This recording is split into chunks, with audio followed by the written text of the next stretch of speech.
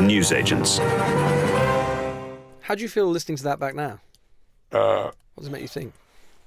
Old man's tears, I suppose. I was in my late 40s. I'm remembering the surrounding features.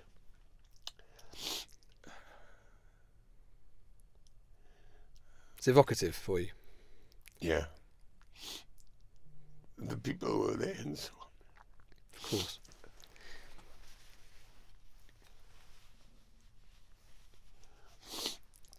Well, it's a long political life. Must be full of memories. Well, Lord Kinnock, Neil Kinnock, leader of the Labour Party from 1983 to 1992, joins us now. Absolute pleasure to have you in the studio with us. Nice Lord to see Kinnock. you. Yep. How should I address you? Lord Kinnock? Neil? Yeah. You're happy with Neil? Fine. Lord Neil. Kinnock makes me feel like a pub. Let's go down to Lord Kinnock and have a cup. I'll have a pint of Neil, yes, please. Yeah, Lovely. Yeah. How does it... We're going to talk about you've had such a long political life and a fascinating one and such a key role in so much of our politics in recent decades. But how does it feel, I suppose, reaching this point where now I suppose people come to you as a kind of eminence grise, as a kind of... Yes. as a kind when of... they're researching the Jurassic period, they look around to see if they can find the odd T-Rex. There's quite a lot of that.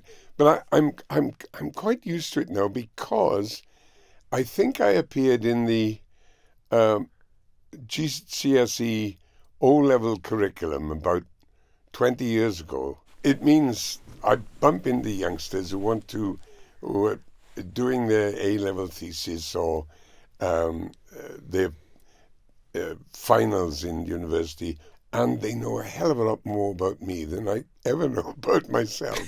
I mean, it's quite That's flattering. Yeah. Well, kind of, yes. Yeah. I mean, I unsettling, suppose maybe.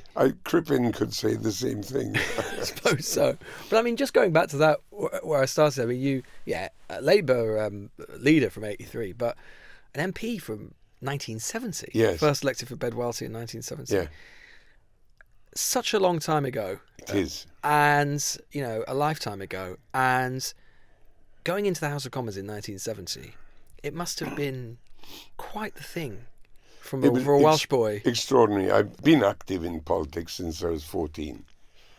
And I go into the House of Commons, I was 28 years of age, with this huge majority and a wonderful constituency, great people. And it was a buzzing, boiling confusion. Very different to how it is today. Utterly. You could tell the difference between the Tories and the Labour people because the Tories were all bigger than we were. And it was to do with background, upbringing, they were healthier. Inheritance. They'd had better, healthier kind of lives. Yeah. Exactly. And of course, there were fewer people with working class origins on the Tory side than there are now. I think there are quite a lot of comprehensive school kids who, for some inexplicable reason, become Tory MPs.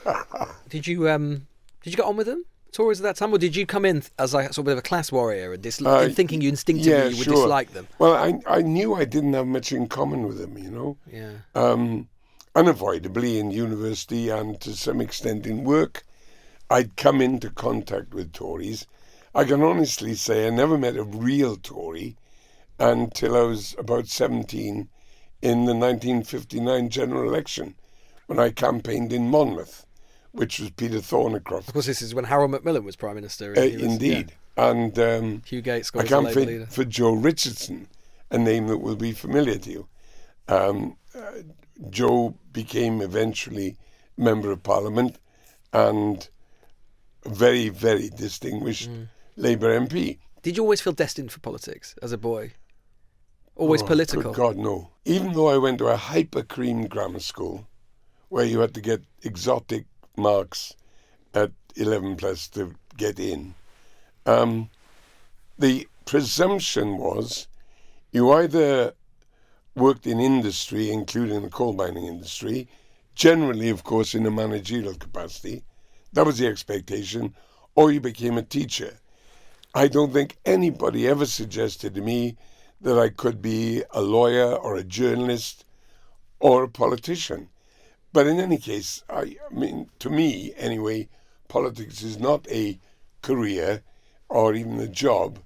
It's a vocation that requires a hell of a lot of luck and quite a lot of determination. Were your parents political? Yes, they were both active trade unionists and socialists, but not members of the party until my mother retired as a district nurse, because she never wanted anybody to be able to claim that she'd gained any form of preferment because of her participation in the ruling party. And what were your really early political influences? I mean, what's your earliest political memory, for example? My earliest memory, political memory, I think was probably the 1950 election, going round the streets in the part of Tredegar called the Tip, the southern part of Tredegar, literally because it was built on a tip. And to remind people, so this is Clement Attlee running Labour Party. They won a huge majority in 45, running for re-election in 1950 against Winston Churchill as the Conservative leader. I guess I must have been about 10 or 11. And whatever politics I had came from my family, not because of strident politicking or membership or campaigning, but simply because it was part of the warp and weft, talking about the news, offering opinions, telling jokes. Both my grandfathers were coal miners. All my uncles except one had worked in the pit at some time.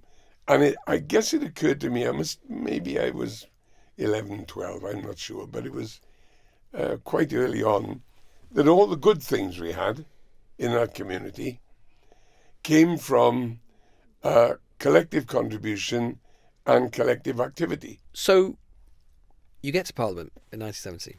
Do people, I mean, again, extraordinary moment, do people quite quickly in those years, so we're talking initially the Heath government, then the restoration of Wilson and Callaghan government, do people in those years, remarkable parliamentary years, years of crisis, not unlike our own in some ways, do people start quickly talking about you in the PLP and in the media as a rising star, future leader, all of that kind of thing? There were some kindly Labour members who looked favourably on me, partly because I guess I broadly shared their politics. Chief amongst them was Michael Foot. You were considered on the left of the party sure. at that time. I was a Bevanite. Yeah. I automatically joined the Tribune group, very good friends of mine, and they looked up to me in the sense of giving advice. And the leadership, what did they think of you? Wilson, Callaghan, these sorts of people? I always got on very nicely with Harold. He'd just been beaten in the 1970 election, so Wilson was still reeling from the defeat. But he always had a lot of time for younger members of Parliament. In that 4 years when he went back to being leader of the opposition, I probably had lunch with him about 3 times a year, something like that. Do you find him an impressive figure? If I use the word charming, it wasn't because he was smooth or lyrical or manifestly trying to charm, but he'd offer insights, tell jokes, reflect on current events, not the past, and do it with a degree of candour that a 28-year-old, 29-year-old, 30-year-old will find welcoming. Maybe welcoming is better than charming. I mean, those years, particularly in the late 70s when Wilson is restored as Prime Minister and then Callaghan, obviously there's a tiny majority for the Labour government and then no majority. Those were tumultuous years for the Labour Party, for the Labour movement. There was parliamentary votes all the time. Knife edge, government could barely get a majority together. All-night sittings. Industrial unrest and economic crisis. And again, lots of people have made some comparisons with our own age. What was that like being an MP there, a junior MP then, in those years? Yeah, it was testing, physically, more than mentally, really, because I was pretty certain of my political views. I'd established myself in the PLP, so that if I spoke in the PLP, people would listen. I wasn't compelling in any way, obviously, but they felt I had something to say, so that was good. We'd moved, Glenys and myself and the kids, from South Wales to Kingston in the end of 1973 after my parents had died. And so I was immensely happy at home. The kids were growing up. So everything about my life was secure, even while politics was on the boil. And because it was on the boil, I had an interesting and engaging time. I mean, it worked like hell. I worked ridiculous hours. So exhausting, though, right? Those kind of constantly voting, all of the kind of parliament. I mean, it was an amazing time, right? Not if you're in your early 30s. God, no. You enjoyed it? Yes. I mean, to me, it was like being a professional footballer. You're getting paid for what you do in any case. Yeah. And there was I getting paid to be a full-time political activist and representative. And of course, that was great. If I'd been 60... Like a lot of the older MPs were very difficult Well, for he them. killed some of them. Yeah, indeed. Yeah. Callaghan obviously loses in 79. Thatcher comes in. Michael Foot becomes leader of the Labour Party. Unexpectedly, for some people. You were obviously a great friend and ally. Me included, and Michael. I mean, Michael didn't want to run. And I didn't want him to run. But on a Saturday afternoon, a week or so after Jim announced that he was going, Michael had been on the Friday to Dublin Cathedral to give a lecture about Jonathan Swift, Dean Swift, and came back on the Saturday morning, by which time several of the trade union leaders and Ian Mercado and one or two others had gathered at his house and were having sandwiches and tea from Michael's wife, Jill. And after hours, they persuaded Michael it was his duty to the Labour movement to run. And they eventually talked him into it. Sounds a lot like what happened with Corbyn. I mean, lots of very different characters, different circumstances, but he was a reluctant leader. Yeah, sure. From the left, and it happened again. Yeah, but not in the same left as Michael Foot. No. Michael was a feet on the ground intellectual, culturally motivated, inspired by the whole possibility of liberty and opportunity. And he never thought in any kind of sectarian terms. And he was always pragmatic. He was willing to change views if the reality shifted or if he became persuaded. Whereas Jeremy made up his mind in the late 70s, early 80s, and basically never changed it. Some people think that's consistency. I actually think it's immaturity. Corbyn was an MP from 83, so during your period as leader, what was your relationship like with him? Were you very aware of him? Didn't have one. He and one or two others were so automatically engaged in what they thought of as rebellion that they were excluded from all calculations. They were irrelevant. Yeah, they didn't appear really on anybody's screen. The extraordinary thing is, by the time he became leader, Jeremy had been a member of Parliament for a third of a century. And there was no Corbyn private members bill. There was no evidence of membership of a select committee or a standing committee. There were no memorable speeches inside or outside Parliament or questions in Parliament. And he was just part of a grouping that spent a lot of its time talking to people who already agreed with him. How do you view his period of leadership now in retrospect?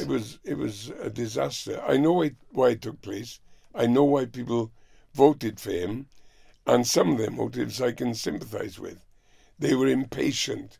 They wanted a more ferocious attack on the Tories. And I understand all that. as I went around the country in those days, speaking at Labour Party functions and so on, to support candidates and so on, when Ed was the leader between 2010 and 2015. I was doing what I'd done for many years before, and that's speaking at constituency party dinners and trade union conferences and so on. And I knew what the sentiment was in the Labour Party. And I could say, I said, actually, the Glenys and close friends. When Corbyn was nominated, by about half the people who nominated him didn't vote for him. They nominated him in order to, quote, quote, widen the debate. Did he ever reach out to you? No. Never try and seek your advice? No. But of course, his critique of you was that of Tony Benn's. Yes. Which was, they felt that you had abandoned everything you'd ever believed and that you'd gone back on your own principles. Utterly wrong, of course. But what I was trying to do was to put what I believed and the Labour Party generally believed or supported into practice by securing democratic power. And the problem is that Jeremy and some people like him have always put a higher premium on power in the Labour Party than power for the Labour Party. Now, the two things are not in collision, but it does mean energies, thoughts, innovations, ideas are preoccupied with the effort to secure a position on that committee or this committee, or to become recognized as this sort of figure on the left, rather than saying, okay, we agree on about 92% of everything. That's good enough for any democratic political party. Let's get on with it. And that was basically the argument you had with Tony Benn over all those years. Sure. Tony was, he wasn't Jeremy Corbyn. Tony was hugely talented, terrific sense of humour, brilliant public speaker, and a man of distinction in many ways, not least in his courageous efforts to change the law so that he didn't have to become a hereditary member of the House of Lords, but could stay in the House of Commons instead, which was hugely commendable.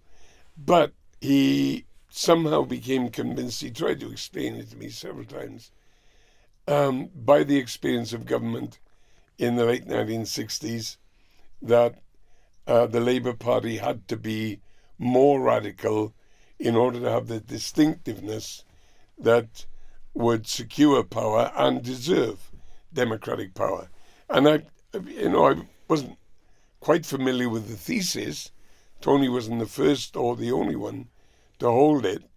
But when I said to him, yeah, I know, but we have to appeal to the breadth of opinion, and that does mean that we've got to recognize and acknowledge publicly that this will require gradual development, accumulation, process.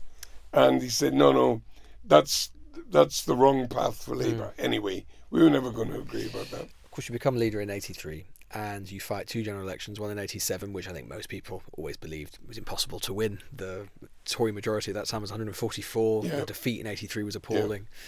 But of course, 92 was an election which many people thought you would win. In fact, some people said it was unlosable.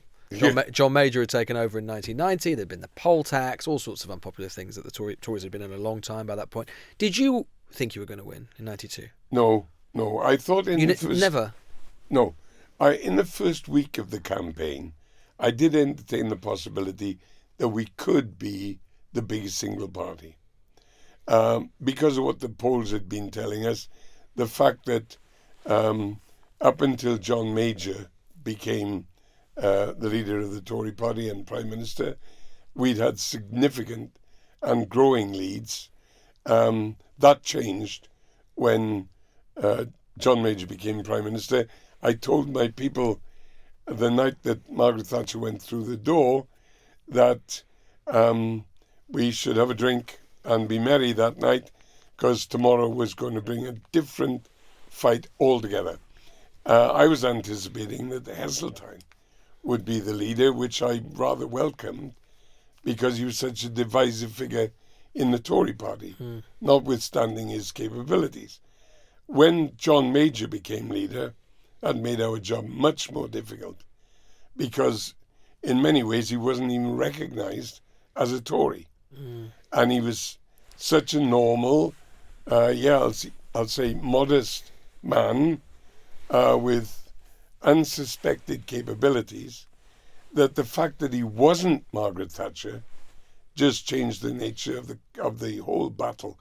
And he got elected because he wasn't Margaret Thatcher. Do you think there was something, when you look back, obviously losing like that, all the work that you put in over that decade, it must have been a sucker punch. It must have been really, really difficult to deal with. Well, I was used to the idea by the time it came. Right. But you nonetheless must have reflected on that time a lot.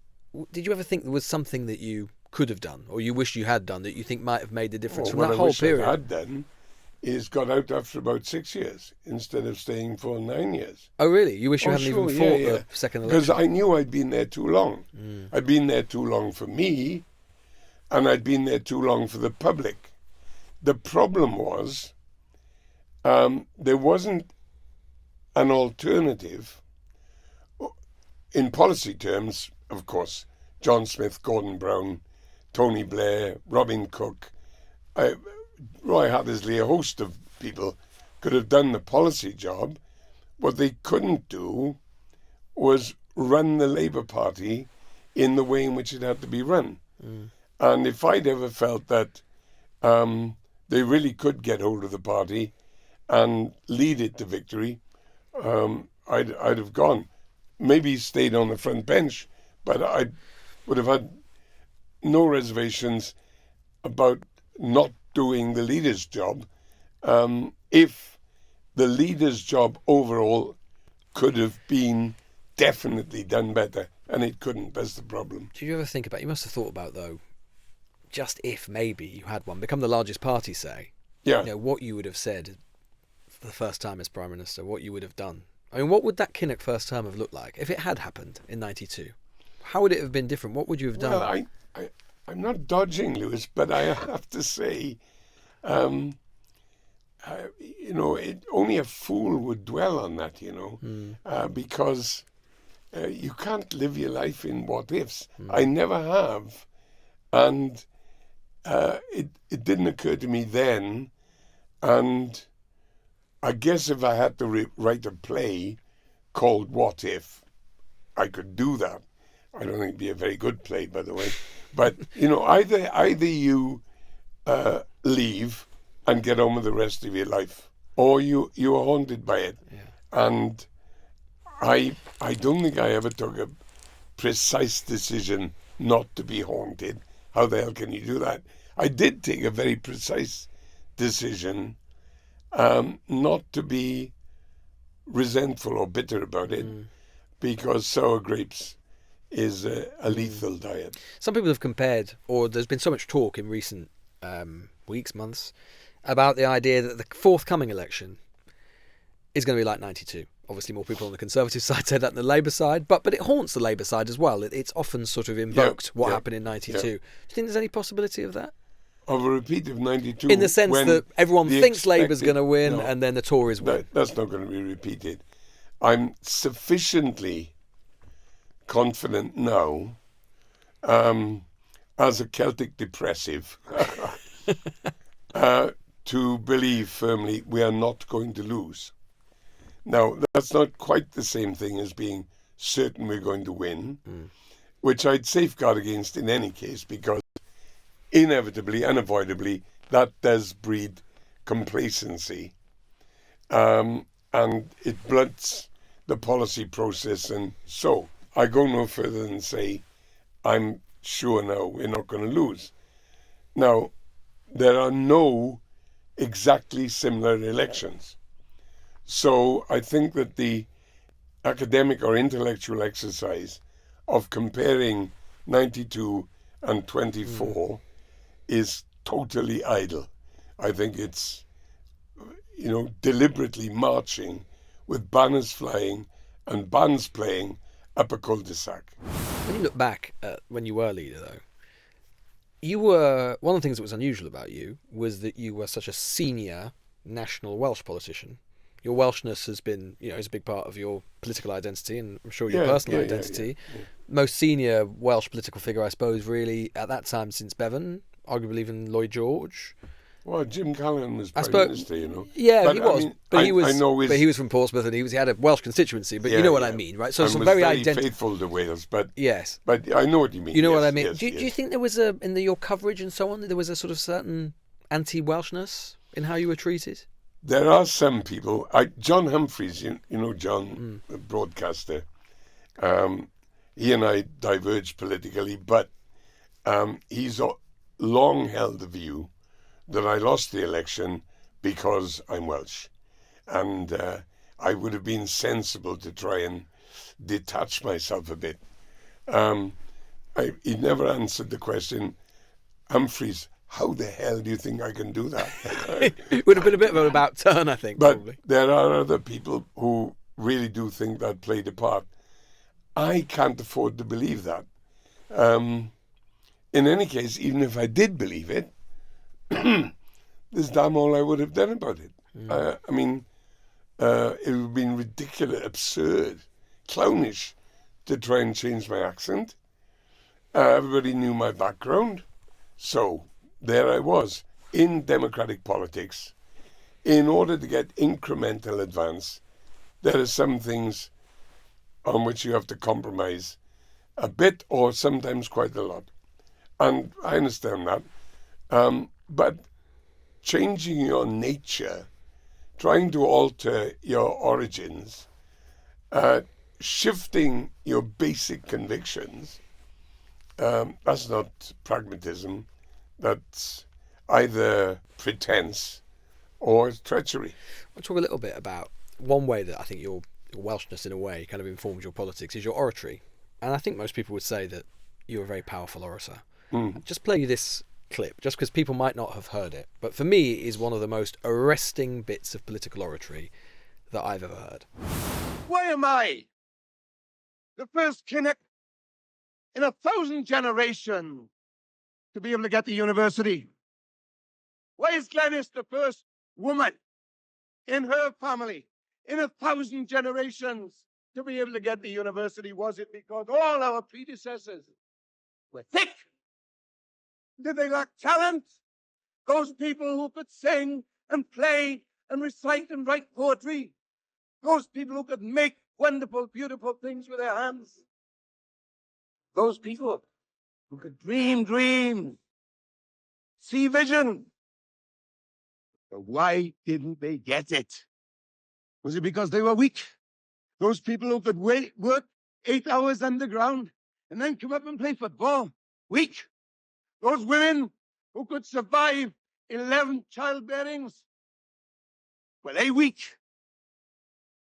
Does anybody really think that they didn't get what we had because they didn't have the talent or the strength or the endurance or the commitment? Of course not. It was because there was no platform upon which they could stand.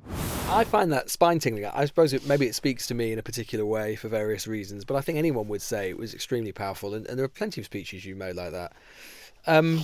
Oratory is important to you, isn't it? Do you think it's something that we've lost a bit in politics? Yeah, but people say that in every generation, Yeah. I think that if we've got an oratory now, it's a different kind. That snatch that you used there had the great advantage of being off the cuff without notes. I had a written speech. It was, if I may say so, a good speech about the contrast between the theoretical freedoms of being a British citizen in 1987, which was when that was made, and the reality of life for vast numbers of the population. Not moaning and groaning, just the purpose of us being in politics and the purpose behind our policy drive in the 87 election. And the audience was engaged, but I knew I hadn't ignited them. And so I sort of doubled down and to explain what I meant. And I was speaking as I felt, on the basis of knowledge, experience, and the desire to ensure that the audience really comprehended what I was after, which happily they did. How do you feel listening to that back now? What does it make you think? Old man's tears, I suppose. I mean, I was in my late 40s, full of vigour, fighting like hell. So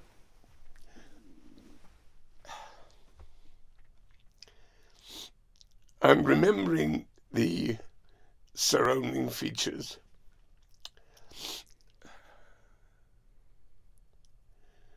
It's evocative for you.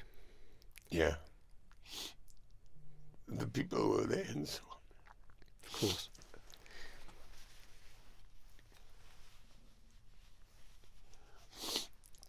Well, it's a long political life. Must be full of memories. Full of memories. Sorry about that. You can cut all that. Don't worry at all. Don't worry at all. On a lighter note, with regards to that clip, of course, that is famously the speech which a certain president of the United States, found so inspiring that he, in so many words, used some of the words, or in a certain form used some of the words. Joe Biden used exactly the words. Joe Biden just basically inserted his name for yours. Joe had done it when he was running for the Democratic nomination in 87. He'd used those words several times. I mean, he didn't remember how many, but on that one occasion in a school meeting. I think this is for the presidential election of 88, I think, isn't it? That's right. Yeah. They were running the nominations then. Yeah. He used those words, contesting with other hopeful Democratic nominees. And I started thinking as I was coming over here, why is it that Joe Biden is the first in his family ever to go to a university? Why is it that my wife, who's sitting out there in the audience, is the first in her family to ever go to college? No, it's not because they weren't as smart. It's not because they didn't work as hard. It's because they didn't have a platform upon which to stand. And it was televised on PBS or, one of the mainstream TV channels, picked up by a member of the Dukakis campaign, who happened to be the son of the then secretary of the Parliamentary Labour Party. Is that right? And we should say Michael Dukakis was the arrival for the nomination, and indeed he got the nomination. So this young Labour Party member is working for Dukakis in New York, picks it up and says, that's Kinnock's speech. Tells his superiors, the word goes up the line, Joe is denounced, Joe has to get off the campaign. What was your reaction to it at the time? Amusement, really. Quite flattering, I suppose. Well, yeah, but Gary Hart, who'd also... another potential nominee. Democrat presidential nominee, like Joe, something of a favourite in the contest, doing quite well. Gary used several of my speeches, but always fastidiously referred to me as the author. Yes. And the thing is that both Joe and Gary, who acknowledged the source, they could do it in total safety because nobody knew who the hell Kinnock was. And in fact, Joe told me that he was doing a corn bake in Iowa somewhere. Thousands of people there made this speech, used these lines, attributed the lines to me as the Labour leader, Neil Kinnock. Old guy comes up to him afterwards and says, send to Biden, that was damn fine speech. One of the best speeches I ever heard. But I didn't know that Joe Kinnock's was into politics. And he was speaking about a baseball player from the 1930s who was revered in Iowa. Did Biden ever talk to you about it? We had good chats about it. Yeah. Did he apologise? He said sorry. Yes, but he didn't need to. But the last time I saw him in his office in the Senate in 2007, he introduced me to his staff. He said, "Come on in here, folks, come on in." And in these huge senatorial offices, you've probably been there, or you've definitely been there. And his staff came in, his staff about 30, and he said, "Folks, I want to introduce you to my greatest ever speechwriter, Neil Kinnock." Oh, there's an American politician. Look, Neil, I could sit and talk to you all day, but I know you've got to go. So I suppose we should, before we finish, just talk a little bit about the future. Talks a lot about the past and about the prospect of a potential Labour government. It doesn't happen very often in the grand sweep of the Labour Party, but it could happen. Not often enough. Not, as you know all too well. What are your impressions of Starmer? People accuse him of the same things that people used to accuse you of, which is betraying what he said he was going to do, what he believed in. Do you think he could be a good Prime Minister? Nobody who makes that accusation is going to play any part in anything anyway. I'm not dismissing them as human beings, but they just got to rethink their position. And it boils down to, in the very simple phrase that Keir uses, do you want the self-indulgence of protest or the service of power? It's as basic as that. And once you made up your mind which of those alternatives, and they are pretty mutually exclusive actually,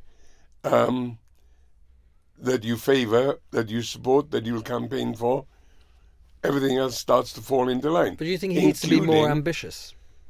He's endlessly ambitious for the country, and he's got several great attributes: high intelligence, very strong backstory, very strong set of values, all that.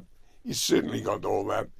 But the great attribute he's got, which is desperately needed now, is maturity, reasonability, balance, tenacity. We need those things after the giddiness of recent years, craziness, almost unprecedented in British history. And we need a helmsman now. I'm sorry to speak figuratively, but that's exactly what we do need. And Keir's just that. Why do you think, just alluded to it, you've seen a lot of Labour Party history in your life. Why does the Labour Party lose so much? And why do the Tories win so much? Are we going to have breakfast together? I mean, wait. Some of it is to do with the Tory party. Some of it is to do with the Labour Party and its bouts of self-obsession compared to what until recently has been the permanent Tory feature of adaptability, flexibility, appearing to change a lot whilst not changing anything at all, which is an appeal. It's also got quite a lot to do with the electoral system we've got. The consistent division, certainly since the 1950s, late 50s, in the non-conservative vote has meant that they could repeatedly win very substantial majorities on 42, 43% of the electorate. And that has always seriously impeded the Liberal Party and people slightly to the right, maybe in the centre, Liberals and all kinds of other people, that have meant that the anti-conservative majority, which is consistent, has never taken the opportunity to cohere. Do you think the other big element of your life, political life, of course, you're in Brussels as an EU commissioner. We don't have any EU commissioners anymore because we left the EU. Oh, it's crazy. Do you think... If you're not at the table, you're on the menu. Do you think that one day we will return to the EU? And do you think we ought to? One day, I won't see it. It'll be after my day. But a future generation, I'm certain my grandchildren's generation, maybe a bit earlier than that, will say proximity, really determines policy. We are very close to this huge and prosperous market with shared values and the opportunity to exert British interests in the context of our continent. And they will want to rejoin, but it's a long time ahead. Won't happen under a Starmer government, you don't think? Even if that government lasted a long time? If the government lasts for a very long time, and it becomes very clear that the material advantage to Britain is in rejoining the single market, there could be a shift. That is not the disposition now, definitely, for Keir or his leading associates.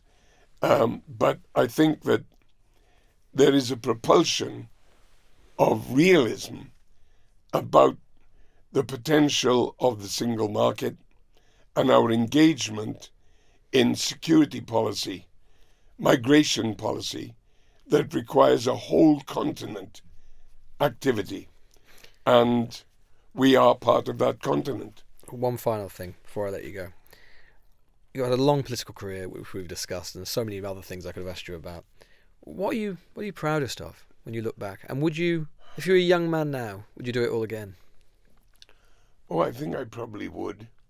I've always had, first of all, the conviction that collective effort and contribution is fundamental to individual liberty, which is what I'm in politics to pursue. It's why I'm a socialist. And secondly, this idea of public service. And that was a natural part of the attitudes of the people who brought me up.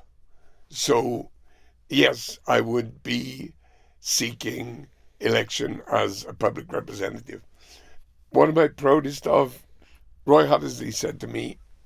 Your deputy. Wonderful deputy to me, yeah. Never deferential. He hasn't got a deferential atom in his body, but very grown up always and invaluable. Roy said, you've got the satisfaction of knowing that you made the Labour Party electable.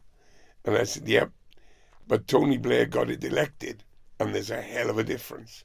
So I'm quite proud of moving the party from catastrophe to credibility.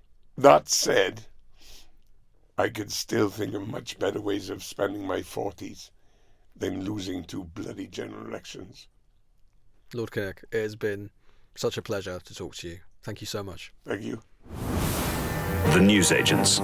This is a Global Player original podcast.